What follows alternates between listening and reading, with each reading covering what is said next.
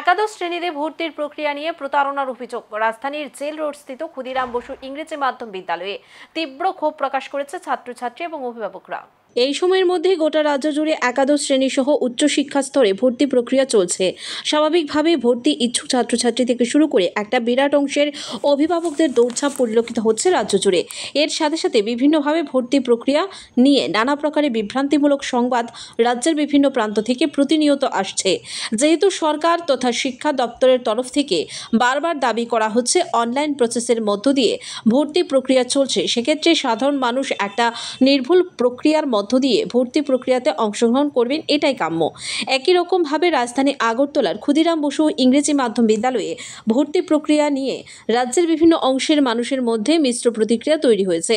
একাংশের অভিযোগ হচ্ছে এই বিদ্যালয়ে মেরিট লিস্টে নাম থাকা সত্ত্বেও বিদ্যালয় কর্তৃপক্ষ জানিয়ে দিচ্ছে আর ভর্তি করা যাবে না। অনেকে দাবি করছেন আজকের তারিখে 11টার সময় ভর্তি করার কথা বলা হয়েছিল, সেই হিসেবে তারা আসার পর বিদ্যালয় কর্তৃপক্ষ অনৈতিকভাবে জানিয়ে দিচ্ছেন আর ভর্তি করা যাবে না, সুন্দর করে ভর্তি প্রক্রিয়া শেষ, এরকম বিজ্ঞপ্তি টাঙিয়ে দেওয়া হয়েছে। স্বাভাবিকভাবেই যারা তালিকা দেখে ক্ষুদিরাম বসু ইংরেজি মাধ্যম বিদ্যালয়ে ভর্তি হতে এসেছিলেন, অন্য কোনো বিদ্যালয়ে ভর্তি হননি, তাদের ক্ষেত্রে এটা একটা বিরাট ধাক্কা। এক্ষেত্রে প্রশাসন উপযুক্ত ব্যবস্থা গ্রহণ করুক, বিদ্যালয় কর্তৃপক্ষ এগুলো নিয়ে দ্বিতীয়বার ভাবুক, এই হচ্ছে দাবি।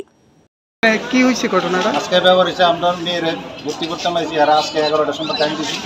আমি একানা আরো 50 জন বা 100 জনের মতো আছে, কিন্তু এরা যে লিস্ট দিচ্ছে এটা জেনারেল লিস্ট, কিন্তু দৌড়ের কথা এটা মেরিট লিস্ট। মেরিট লিস্ট 21 তারিখে একটা দৌড়ের কথা আর 23 তারিখে একটা দৌড়ের কথা। এটার উপর কাউন্সিলিংয়ের পরে এরা ভর্তি করবে। আজকে ভর্তি করানোর কথা আছে, কিন্তু আমরা আইটি করে থাকি আছে, এটা ক্লোজ হয়ে আছে। এরা বললে কাউন্সিলিং শেষ। আচ্ছা, এই আমাদের তো আমরা অনেক স্কুলে যাবো। আমি একটা না, আরও অনেকে আছে।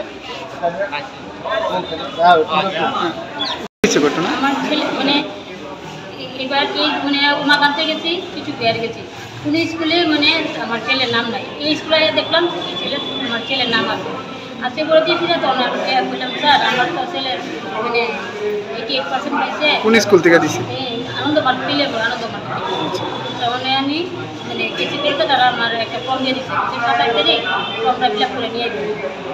আজকে 27 তারিখ আসি আমি 11টা থেকে, তারপরে তারা তো ভর্তি এসে, কিন্তু নাম্বার আসলো ফর্ম ভর্তি স্যারটা করছি। আমার যেহেতু বাড়ি চন্দ্রপুর, আমি তাই বাচ্চা আমার এইখানে, তাই এটাতে যেহেতু নাম আছে বা স্কুলে আমি এখন তারা না। আপনি কি করবেন এখন? এখন আমি খুঁজলাম ওটা আমার ছেলে